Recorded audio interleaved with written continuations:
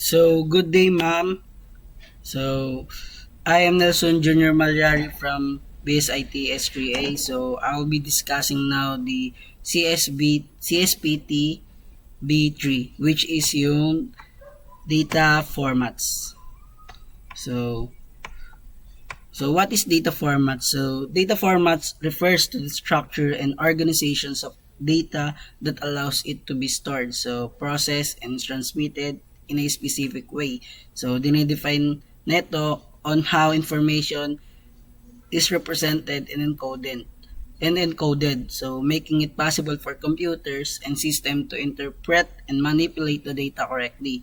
So, si data format is yung definition ng structured data. So, na nagre-refer to sa well-organized and formatted information typically found sa mga databases adhering to a predefined schema with a clear structure of rows and columns. So, yung ganitong format is commonly used in a relational databases enabling efficient storage, retrieval, and analysis. So, on the other hand naman is meron din unstructured data na lacks sa predefined structure and does not fit into a rigid schema. So, it includes diverse and often context-rich information such as text, documents, images, audio, and video files. So, yung unstructured data is nagrepresents ng challenges for traditional data processing methods. So, due to its inherent variability, making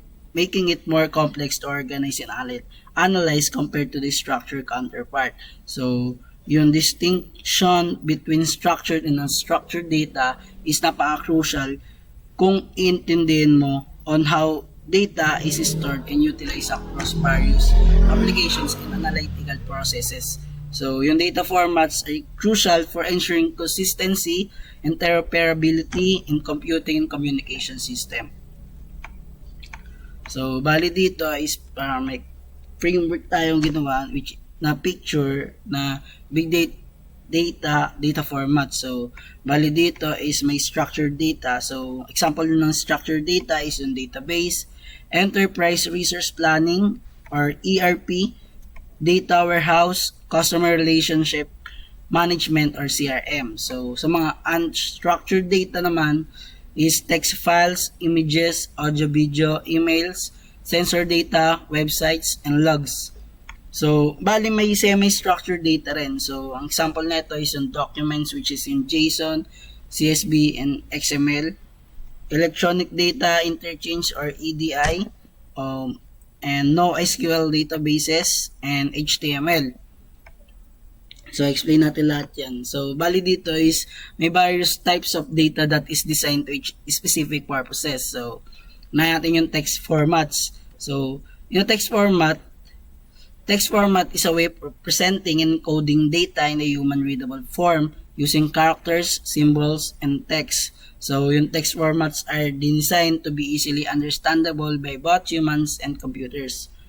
So, they are widely used for various purposes such as storing configuration settings, exchanging information between programs, and creating documents. So, example neto is yung plain text, which is simple text without any specific formatting.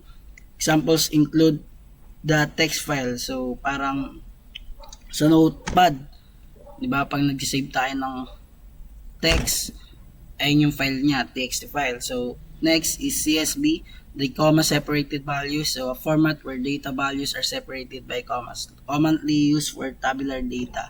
And then JSON, the JavaScript object notation, so a lightweight data interchange format that uses human-readable text represent data objects consisting of attribute value pairs. So the last one is XML or the Extensible Markup Language. So next for the binary format, so binary formats are methods of representing data in a machine-readable form. So, typically, gumagamit to ng sequences of binary digits or bits.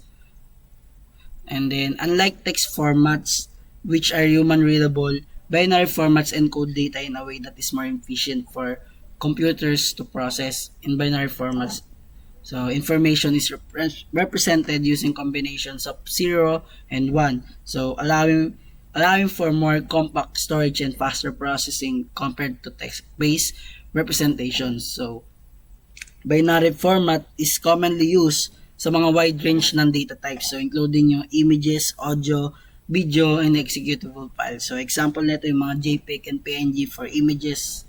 Tapos yung mga MP3 and WAV or WAV for audio. And then yung mga executable files na katulad ng exe format. So sa document formats naman is yung document formats refer to the specific structures and standards na ginagamit para encode and represent yung documents in digital form. So, yung formats is nag-determine how information within the document is organized. So, organized, formatted, and stored na nag-aalaw for the consistent interpretation by both humans and computers. So, document formats serve various purposes including word processing, presentations, and data interchange.